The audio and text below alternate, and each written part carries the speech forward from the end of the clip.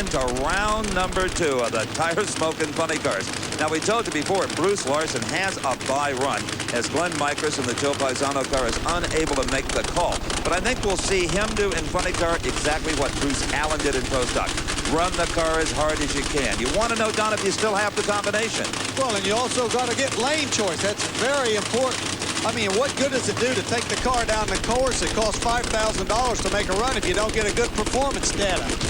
And it was Larson who ran low ET of the entire event in round number 1 earlier today at 5:24. His crew chief, Maynard Yanks, Don, tells me he's still trying to get a handle on the new clutch setup. They were using all the electronics that they had to take off the car with the new rule. But in that this is a Joe Amato team car, they get a lot of good advice from Tim Richards, something a lot of people would like to have. Off the starting line, very hard. Oh, this is a beauty. 5:26 for Bruce Larson with no competition, 272 miles per hour. Let's go to Don with Maynard Yanks. The single ain't all that exciting, but a 5:26 and a 5:24 round 1 and 2 is great stuff.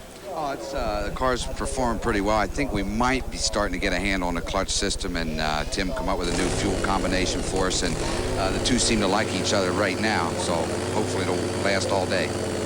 Thank you. Maynard Yanks goes down to pick up his driver, looking forward to better competition yet to come here at Phoenix. And there's John Force in his funny car, round number 2. Force has the lane choice as he's ready to face Jim White. They bring the top down on that machine. Now, John Force won the Keystone Nationals at Maple Grove last year. Now you're on board with John Force. They have a very special arrangement. Take a look at this.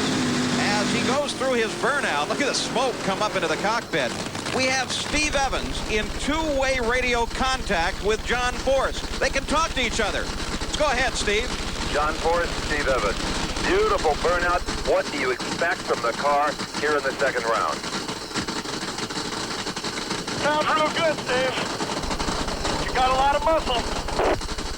So John Force is ready. We've got a major radio network here. He can also talk with his crew. So we got good oil pressure.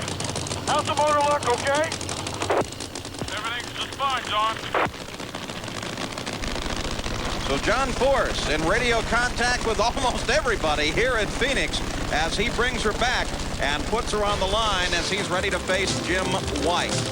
John Force from Yorba Linda, California, one of the most popular funny car drivers ever in this sport, with one of the most talented crew chiefs ever, Austin Coyle. They qualified number 3 to 5:33. Now here is the hard luck guy from last season, Jim White, Tulsa, Oklahoma.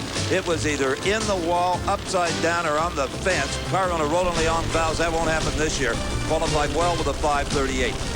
Now, there is Roland Leong. No one has backed up more funny cars than that man, and I mean it. Statistically, no one has. Let me ask you something, though, Don Garlick.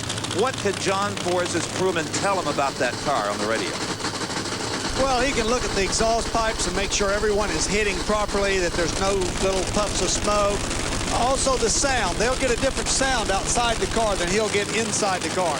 And it's just nice to have that confidence. All right, here we go. John Force in the near lane. Jim White in the far lane. You're on board with John Force. Boy, I'll tell you, muscle was an understatement. He never saw Jim White, and neither did you. 5:26 wins it. Back on the starting line, Don is with the man, Austin Coyle, the crew chief. Oh, 5:26, you're right in the hunt. Oh, it's no problem. We're just working out this new motor deal with that slot blower on there, like Prudhomme showed us the way at Indy last year, and we're getting pretty close. That's the best mile an hour we ever ran. Great. Thank you.